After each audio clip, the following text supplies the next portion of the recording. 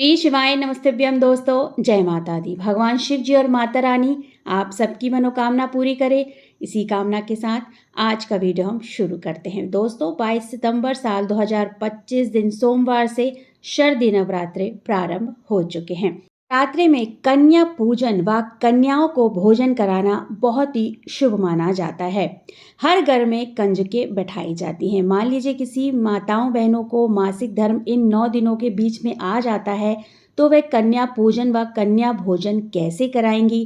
क्या वो इस अवस्था में कन्याओं का भोजन बना सकती हैं या नहीं बना सकती हैं? कन्याओं का पूजन कर सकती हैं या नहीं कर सकती हैं? और साथ ही साथ महाअष्टमी और नवमी कब मनाई जा रही है, इसकी संपूर्ण जानकारी आज आपको देने वाली हूँ इस वीडियो में दोस्तों। तो वीडियो को पूरा ध्यान से अंत तक देखिएगा, सुनिएगा। वीडियो पसंद आ जाए तो वीडियो को छोटा सा एक लाइक कर दीजिएगा और साथ ही साथ अपने ही चैनल को जरूर से सब्सक्राइब कर दीजिएगा दोस्तों।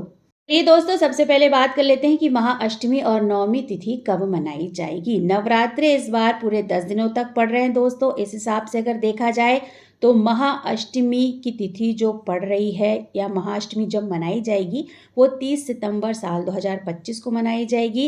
1 अक्टूबर साल 2025 को नवमी मनाई जाएगी और 2 अक्टूबर साल 2025 को दशहरा मनाया जाएगा। तृतीया तिथि 2 दिन मनाई जा रही है, इसलिए जो है वो 10 दिन की नवरात्रे पड़ रहे हैं। एक बार फिर से रिपीट कर देती हूँ, ध्यान से सुनिएगा। 30 सितंबर साल 2025 को महाअष्टमी मनाई जा रही है। 1 अक्टूबर साल 2025 को महानवमी मनाई जा रही है और वहीं 2 अक्टूबर साल 2025 को दशहरा मनाया जा रहा है।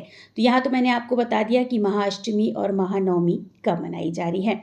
बात कर लेते हैं कन्या भोजन व कन्या पूजन की। देखिए बहुत सारे घरों में ना अष्टमी तिथि जो है वो पूजी जाती है, यानी उनके घर की जो पूजा होती है वो अष्टमी तिथि को होती है। जैसे कि हम लोगों के यहाँ पर अष्टमी तिथि पूजी जाती है और हम उसी दिन कन्या पूजन व कन्या भोजन कराते हैं। अब बहुत सारे घरों का विधान है कि नवमी के दिन जो है वो कन्या पूजन व कन्या भोजन होता है, क्योंकि उनके घरों में जो है वो नवमी की पूजा की जाती है।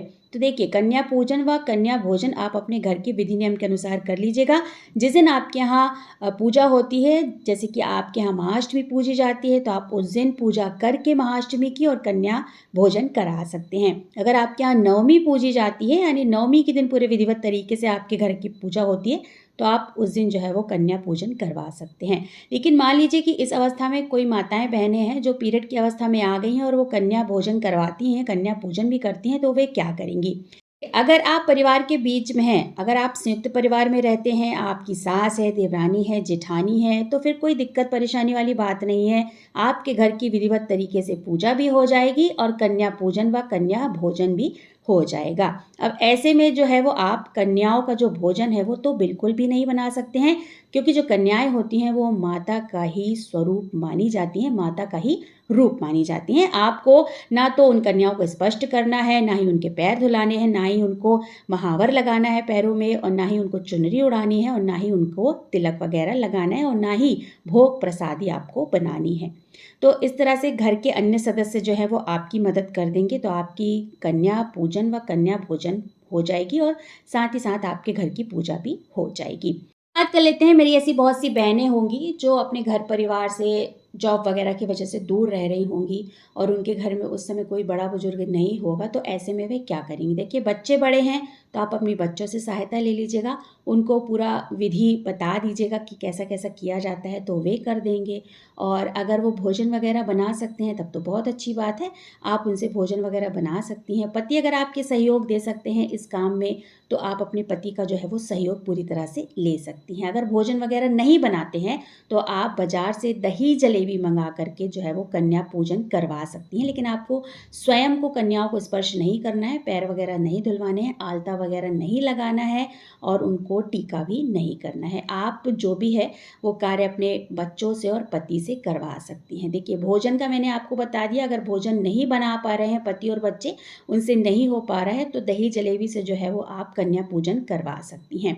लेकिन अब बच्चे भी छोटे हैं और पति को भी उतना समय नहीं है कि वो उतना समय दे पाएँ, तो ऐसी अवस्था में आप क्या करिए, अपने सामर्थ्य के हिसाब से मंदिर में पैसे दान दे सकते हैं। देखिए, जितना भी आपका सामर्थ्य हो, जितना भी आप करना चाह रही थी कंजकों का पूजन और कंजकों का भोजन, पर इस अवस्था में रहने के कारण आप नहीं कर पा रही हैं, तो अपनी सामर्थ्य के हिसाब से, अपनी सक्षमता के हिसाब से आप किसी मंदिर में दान कर दीजिएगा पैसों का। क्योंकि देखिए, जिस दिन हवन होता है मंदिरों में, जिस दिन नवमी पूजी जाती है, उस दिन हर मंदिरों में जो है वो भंडारा होता है।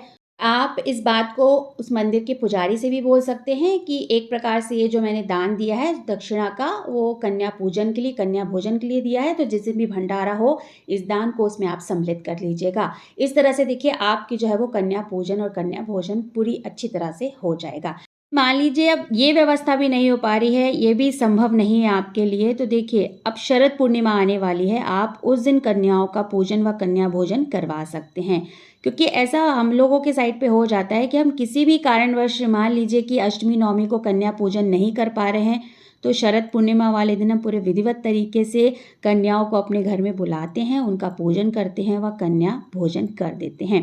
तो यहाँ पर देखिए मैंने आपको सभी विकल्प बतला दिए हैं और सभी विकल्पों में से जो विकल्प आपको सही लगता है अपने अनुसार आप उसको ध्यान में रखते हुए कन्या पूजन व कन्या भोजन कर सकते हैं। तो दोस्तों यहाँ पर मैंने आपको संपूर्ण जानकारी दे दी है। आशा करती हूँ आपको वीडियो पसंद आया होगा। अगर वीडियो पसंद आया दोस्तों तो वीडियो को छोटा सा एक लाइक कर दीजिएगा और साथ ही साथ अपने ही चैनल को जरूर से सब्सक्राइब कर दीजिएगा। दोस्तों बहुत जल्द मिलते हैं एक नए वीडियो के साथ, एक नई जानकारी के साथ। तब तक के लिए श्री शिवाय नमस्तभ्यम। धन्यवाद दोस्तों।